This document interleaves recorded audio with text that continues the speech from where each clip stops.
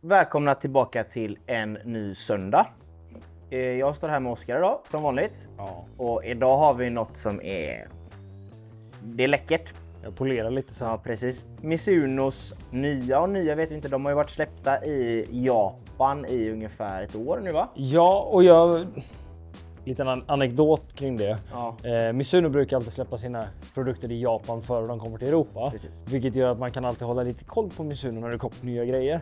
Pratade med Mizuno-säljaren och det kommer de baka ihop allting. Så det kommer vara lite embargo och sånt som andra märkena. Men nog om det. Men du har i handen nya Mizuno M13. Korrekt. Yes. Vad är det för klubba? Det här är ju en cavity back med 32 graders loft. Lite... Ska vi jämföra det? Det är ju den nya produkten av Mizuno Pro 243. Ja. Den som var innan det, 223 till exempel. Lite Titus T150, P770, vi pratar AI 150. Däromkring. Klassisk CB-klubba egentligen. Klassisk CB-klubba med lite uns i, Ja. skulle jag ändå vilja kalla det. Sen kommer ju då den nya M15 som vi också har här. håller där, som är lite mer P790-vibe kanske. Ja. 245 man hette ju den innan. Det jag gillar att se som Mizuno har gått in på här. Vi såg ju att S1 och S3 kom i fjol. Någonting som var väldigt tydligt med dem. De heter ju numera Mizuno Pro också. De har ju gått ifrån det här att de kallas JPX. Men det är en lite annan finish på dem än vad det är på de här. De förra var borstade. De här är lite glansigare nästan nu när du säger det faktiskt. Precis, de andra är lite mer borstade. Det jag gillar med både S1, S3, M13 och M15 det är att de har den här slipningen fram. Så att om vi jämför det här med en wedge skulle jag säga att det är ganska likt Wokis K-Star i slipning på sula. Gillar det jättemycket. Snygg och fin topplinje, litet blad. Lite mer offset än vad jag trodde. Faktiskt. Jag håller med faktiskt. Jag smygslog här innan vi drog igång och jag tyckte också det var jättetrevligt att titta på. Men ganska mycket offset ändå. För att Ganska mycket offset. Men klubba. ja, jämför detta en gång bara för skojs skull. Jämför i huvudet med Miura TC201. Som vi kanske skulle kunna koppla den här klubban till lite grann. Ja. Då är det ganska likt. Ganska likt i alltså själva formen på bladet också. Ja, men det är lite japanskt liksom. Ja.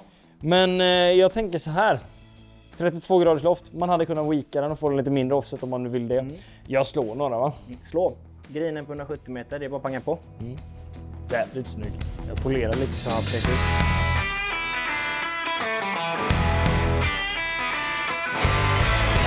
För den där känns som smör alltså. Nu kommer man till Mizuno och bara pling!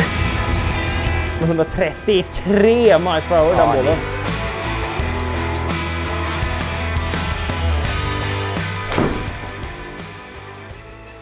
Någonting jag upplevde med dem redan innan jag stod och värmde upp här. Fan vad högt det går. Ja, det går högt. Men det är ett gott ljud i Mizuno gärna alltså. Såg du dem när de står med någon sån här metallkrok typ och plingar i olika igen så kommer man till Mizuno och bara pling! Det är helt otroligt. Vad tycker du om känslan? Mizuno har ju ändå ett rykte. Liksom. Alltså, vi diskuterade lite innan att den här kändes lite hårdare. Ja. Men den här smetar jag, den kändes otrolig. Ja. Jag tror att vi stod och värmde upp med ett annat skaft. Nu har vi lite mer uns i skaftet, det är ett DGX100 här nu. För den där känns som smör alltså. Ja. Du slår den som smör också. Men det går väldigt högt alltså. Det launchar högt, det gör det. Spinnen är relativt låg, men det vill vi ju nästan se från ett sånt här järn. Ja. Jag tror att det är offseten som gör detta för mig. Ibland kan offset få mig att känna att jag behöver komma fram hit. Jag tycker inte att jag känner det riktigt här. Kolla, det går att slå lågt om man toppar. Ja. Men den är ju ändå... Nej, det är en fantastiskt dålig sving faktiskt. Ja, det är ett dåligt slag, det är det. Men du behåller ändå ganska mycket carry. Oh ja, 125 i boll på den. Ja. Ta det en till. Lite bättre svingar kanske. Så känslan av att den är hård, helt borta. Ja. Den är otroligt träff. Det jag Som gillar Mizuno ska kännas helt enkelt. Det jag gillar är att även om den är tåad, jag har fortfarande 133 miles per hour den bollen. Det är bra kräm. Det är väldigt bra kräm. Nej, det här gillar jag. Nu vill jag testa M15. Du får... Ja, Oskar. M13 presterade ju ganska bra för dig. Ja, Eller får man ganska, säga. jättebra. Du ska få M15 här och så vill jag vill ha din åsikt på vad du ser. Jävligt snygg. Den är snygg. Den är sjukt snygg. Ja, men den påminner sjukt mycket om 245. Den ser inte jättestor skillnad. Jag tycker den är snyggare bakifrån. Ja. Den ser sjukt torig ut i Ja, vägen. jag tycker den här, nu är jag petig och nästan lite snudd på tuntig, men den här M-loggan de har bak på hälen, den är sjukt snygg. Alltså. Ja, Alltså, den lilla. Ja, exakt. Jag gillar den också. Det jag tycker här är, den här upplevs mindre offset. Mindre. Ja. Ja. Jag har faktiskt inte stått över den så... Den har 29 rörs loft. Det är något starkt kan jag tycka. Vi får se vad som händer. Saknad av den slipningen för att jag personligen gillar den.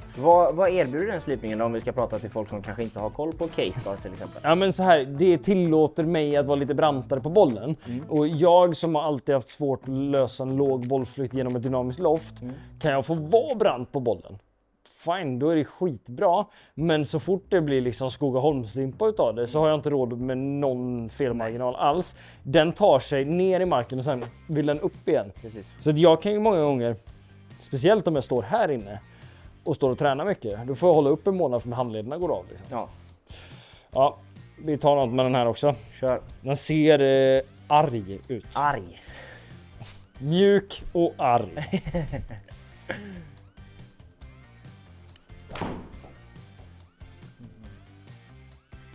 Den flyger argt också.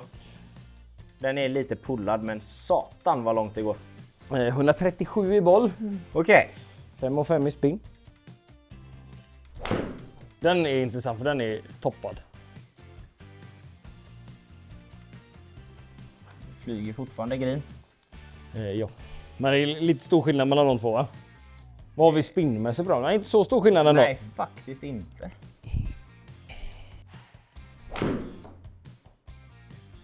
Den lät som att den var bra träffad. Ja, den är lite tåad men den är bra. Jäkla höjd alltså. Sjukt Så här. intressant. Ja, det här är jätteintressant. Men vilken klubba i typ 2 grader weak alternativt har det här loftet, för högt går den ju ändå som vi ser. Ja. Jag tror att denna, även om den är 3 grader lägre loft, går högre peak height. Launchar lite bättre för min del. Alltså för någon som kanske inte svingar 102 miles per hour med en 7, som kanske ligger ner mot 85 och neråt. Fantastiskt. Få lite hjälp med distansen är ju inte dumt. Låter ju fortfarande. Vad tycker du om känslan? Är det fortfarande Mizuno-känsla? För det är ju ganska lätt att när i den här kategorin av järnklubbor så blir det ofta rätt... Ja, men det blir lätt klickigt och liksom att man känner inte den här goa... Och det är ju inte en forged klubba. Eller? Har jag fel? Alltså, det är ju en smidklubba med en smidkonstruktion. Precis. Ja. Precis. Men vad tycker du om känslan? Upplevs den ändå som en Mizuno-klubba om jag kan säga så?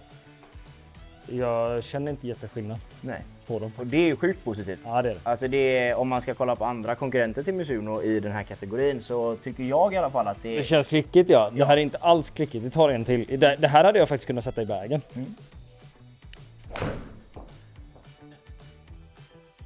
Men jag kanske tycker det är lite för stor spridning längdmässigt för mig. Det jag gillar med den, det är att många gånger så kan vi stå här inne och säga ja, men det är för lite loft på den här. Den ska ha mer loft för att alla slår för lågt. Den går jättehögt. Fast den har lite loft. Fast den har lite loft, precis. Och det bygger någonstans på att farten tar bollen upp i luften.